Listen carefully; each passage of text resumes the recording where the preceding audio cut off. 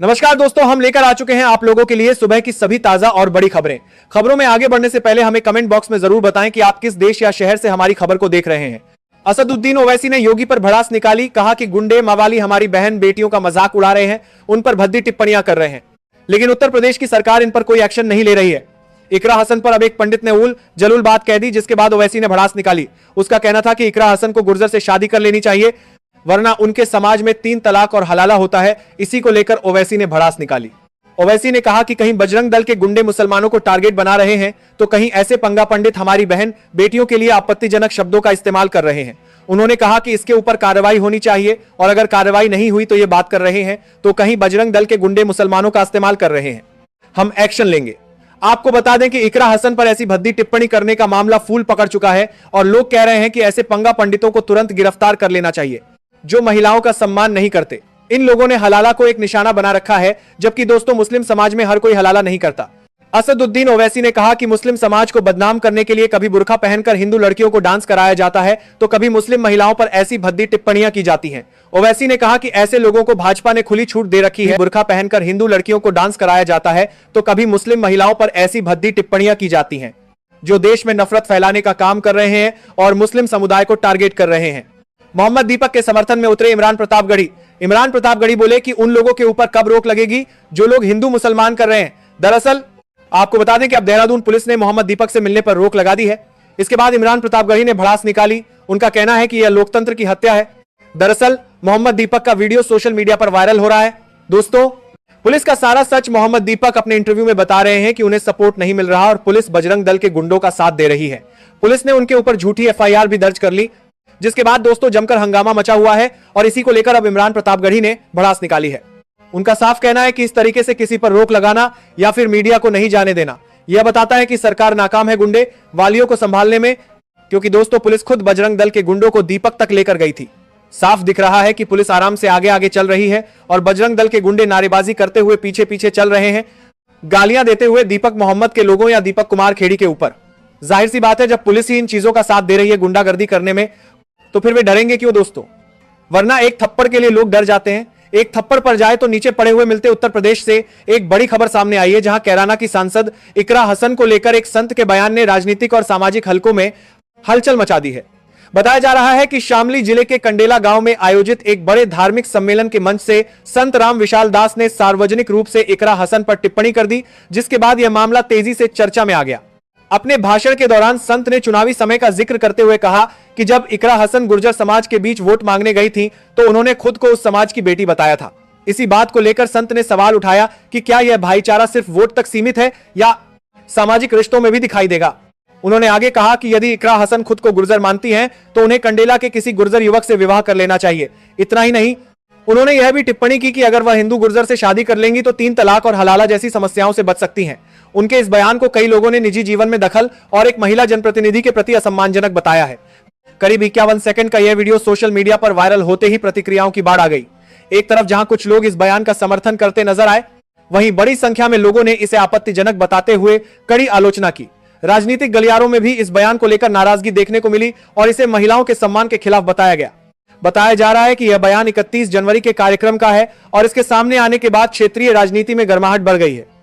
हालांकि इस विवाद पर इकरा हसन की ओर से तुरंत कोई आधिकारिक प्रतिक्रिया सामने नहीं आई, लेकिन मामला लगातार चर्चा का विषय बना हुआ है। ममता बनर्जी ने EVM और वोट चोरी को लेकर बीजेपी पर गंभीर आरोप लगाए हैं। उन्होंने कहा कि भारतीय जनता पार्टी चुनाव जीतने के लिए लोकतंत्र की बुनियादी व्यवस्था से छेड़छाड़ कर रही है। ममता बनर्जी का पार्टी को लेकर अतक प्रदेश आरोप है कि चुनाव से पहले और चुनाव के दौरान योजनाबद्ध तरीके से वोट चोरी की जा रही है। ममता बनर्जी ने कहा कि वोटर लिस्ट में बड़े पैमाने पर गड़बड़ी की जा रही है। खासकर गरीबों, अल्पसंख्यकों और विपक्ष समर्थक मतदाताओं के नाम जानबूझकर वोटर लिस्ट से हटाए जा रहे हैं। कई जगहों पर लोगों के नाम गलत पते पर शिफ्ट कर दिए गए ताकि वे अपने मताधिकार का इस्तेमाल न कर सकें। उन्होंने EVM को लेकर भी सवाल उठाते हुए कहा कि बीजेपी मशीनों के जरिए चुनाव मैनेज करने की कोशिश कर रही है। ममता बनर्जी का कहना है कि बीजेपी को जनता के समर्थन पर भरोसा नहीं है, इसलिए वह वोट चोरी और तकनीकी हेराफेरी का सहारा ले रही है। ममता बनर्जी ने चुनाव से जबरदस्ती भारत माता की जय के नारे लगवाने का मामला सामने आया है। इस घटना का वीडियो सोशल मीडिया पर वायरल होने के बाद राजनीतिक हलकों में भी हलचल मच गई है। इस पूरे मामले पर AIM-IM प्रमुख असदुद्दीन ओवैसी ने कड़ी प्रतिक्रिया दी है।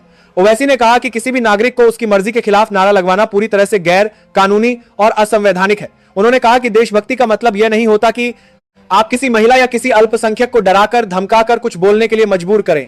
ओवैसी ने आगे कहा कि भारत का संविधान हर नागरिक को अपनी आस्था और अभिव्यक्ति की आजादी देता है। अगर कोई व्यक्ति किसी नारे को नहीं लगाना चाहता तो उसे मजबूर करना गुंडागर्दी है, राष्ट्रवाद नहीं। उन्होंने सवाल उठाया कि आखिर कब तक मुसलमानों को ट्रेन, सड़क और सार्वजनिक जगहों पर टारगेट किया जाता रहेगा। ओवैसी ने यह भी कहा कि अगर यही घटना किसी और समुदाय की महिला के साथ होती तो क्या सरकार और प्रशासन की प्रतिक्रिया वही होती। उन्होंने आरोप लगाया कि ऐसे मामलों में अक्सर दोषियों को राजनीतिक संरक्षण मिल जाता है, जिस वजह से उनका हौसला बढ़ता है। उन्होंने केंद्र सरकार और रेल प्रशासन से मांग की कि इस मामले की निष्पक्ष जांच हो और महिला को परेशान करने वालों के खिलाफ सख्त कार्रवाई की जाए। ओवैसी ने साफ कहा कि देश संविधान से चलेगा, भीड़ की मानसिकता से नहीं। यह घटना एक बार फिर सवाल खड़ा करती है कि क्या आज के भारत में आम नागरिक, खासकर अल्पसंख्यक, खुद को सुरक्षित महसूस कर पा रहे हैं या नहीं। अखिलेश यादव ने हिंदू मुस्लिम के मुद्दे पर योगी सरकार को कड़ी चेतावनी दी। उन्होंने कहा कि समाज को धर्म के नाम पर बांटना उत्तर प्रदेश और देश दोनों के लिए खतरनाक है। अखिलेश यादव का आरोप है कि योगी सरकार चुनावी फायदे के लिए जानबूझकर हिंदू मुसलमान की राजनीति कर रही है। अखिलेश यादव ने कहा कि बीजेपी और योगी सरकार विकास, बेरोजगारी और महंगाई जैसे असली मुद्दों से ध्यान भटकाने के लिए धार्मिक तनाव फैलाती है। उन्होंने चेतावनी दी कि अगर सरकार इसी तरह नफरत और विभाजन की राजनीति करती रही तो सामाजिक सौहार्द पूरी तरह टूट जाएगा। उन्होंने यह भी कहा कि कानून सबके लिए बराबर होना चाहिए, लेकिन योगी सरकार में कार्रवाई धर्म और जाति देखकर की जा रही है। अखिलेश यादव ने साफ कहा कि किसी एक समुदाय को निशाना बनाकर राजनीति करना संविधान के खिलाफ है। अखिलेश यादव ने योगी सरकार को चेताते हुए कहा कि हिंदू मुसलमान की राजनीति से उत्तर प्रदेश पीछे चला जाएगा और जनता अब इस साजिश को समझ चुकी है। उन्होंने कहा कि प्रदेश की जनता आने वाले समय में नफरत की राजनीति का जवाब लोकतांत्रिक तरीके से देगी। राहुल गांधी ने वोटर लिस्ट से अल्पसंख्यकों के नाम काटे जाने के मुद्दे पर बीजेपी को कड़ी चेतावनी दी। उन्होंने आरोप लगाया कि भारतीय जनता पार्टी चुनाव जीतने के लिए सुनियोजित तरीके से वोट चोरी कर रही है और इसके लिए मतदाता सूची में हेरफेर आदि बनाएगी किया जा रहा है। राहुल गांधी ने कहा कि गरीबों, दलितों, पिछड़ों और अल्पसंख्यकों के नाम जानबूझकर वोटर लिस्ट से हटाए जा रहे हैं ताकि वे अपने लोकतांत्रिक अधिकार का इस्तेमाल न कर सकें। उन्होंने इसे लोकतंत्र पर सीधा हमला बताया। राहुल गांधी ने चेतावनी देते हुए कहा कि अगर एक भी योग्य मतदाता का नाम वोटर लिस्ट से गलत तरीके से काटा गया तो इसे लोकतंत्र की हत्या माना जाएगा। उन्होंने आरोप लगाया कि इस पूरी प्रक्रिया में बीजेपी और चुनाव आयोग की मिलीभगत है। उन्होंने यह भी कहा कि वोटर लिस्ट में छेड़छाड़ कोई तकनीकी गलती नहीं बल्कि राजनीतिक साजिश है। राहुल गांधी ने साफ शब्दों में कहा कि देश की जनता यह सब देख रही है और इसका जवाब समय आने पर देगी। राहुल गांधी ने बीजेपी को चेतावनी दी कि अगर यह सिलसिला बंद नहीं हुआ और लोकतंत्र के साथ खिलवाड़ जारी रहा तो विपक्ष सड़कों से लेकर संसद तक इसकी लड़ाई लड़ेगा और आने वाले समय में इसकी पूरी जवाबदेही तय की जाएगी। अखिलेश यादव ने हिंदू मुस्लिम के मुद्दे पर योगी सरकार को कड़ी चेतावनी दी। उन्होंने कहा कि समाज को धर्म के नाम पर बांटना उत्तर प्रदेश और इस बात के लिए बाकी अपने कारण निकरवार देख रहा है, लेकिन एक बात के लिए समझा पर बातें हम सरकार को सरकार करने कारण के लिए पासमन किया गया है और उसे एक बात करे ने, लेकिन एक बात करने की अरी बात ने पासमन की बाती को सरकार को समत को बताया और देश दोनों के लिए खतरनाक है। अखिलेश यादव का आरोप है कि योगी सरकार चुनावी फायदे के लिए जानबूझकर हिंदू मुसलमान की राजनीति कर रही है। अखिलेश यादव ने कहा कि बीजेपी और योगी सरकार विकास, बेरोजगारी और महंगाई जैसे असली मुद्दों से ध्यान भटकाने के लिए धार्मिक तनाव फैलाती है। उन्होंने चेतावनी दी कि अगर सरकार इसी तरह नफरत और विभाजन की राजनीति करती रही तो सामाजिक सौहार्द पूरी तरह टूट जाएगा।